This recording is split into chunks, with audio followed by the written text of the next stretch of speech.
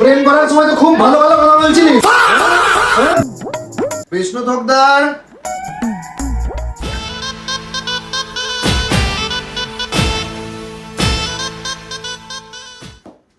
কে রে? মানে কি এটা? হ্যাঁ স্যার।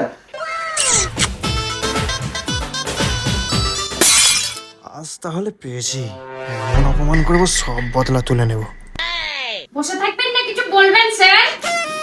হ্যাঁ, যেটা বলার জন্য ডেকেছি, আপনার ছেলে পরীক্ষায় চিট করছে।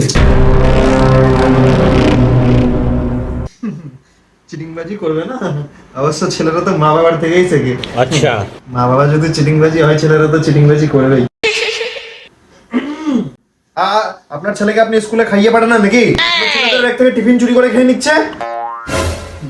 অবশ্য ছেলেটাই বা কি করবে, মা বাবা যদি খেতে না দেয়।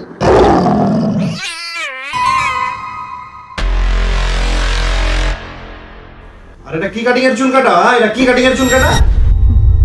বাবা মা ছাপড়ি হলে তো ছেলে ছাপড়ি হবেই।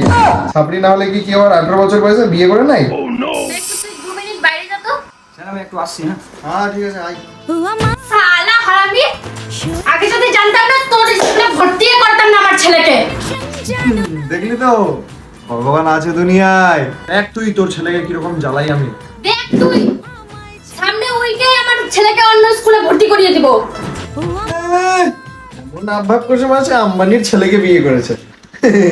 ওই, ওর ব্যাপারে একদম বাজে কথা না। ठीक है। তোর থেকে ওর লাখো গুণে ভালো আছে। সবার বলবো, কি? প্রেম করার সময় তো খুব ভালো ভালো কথা বলছিলিস।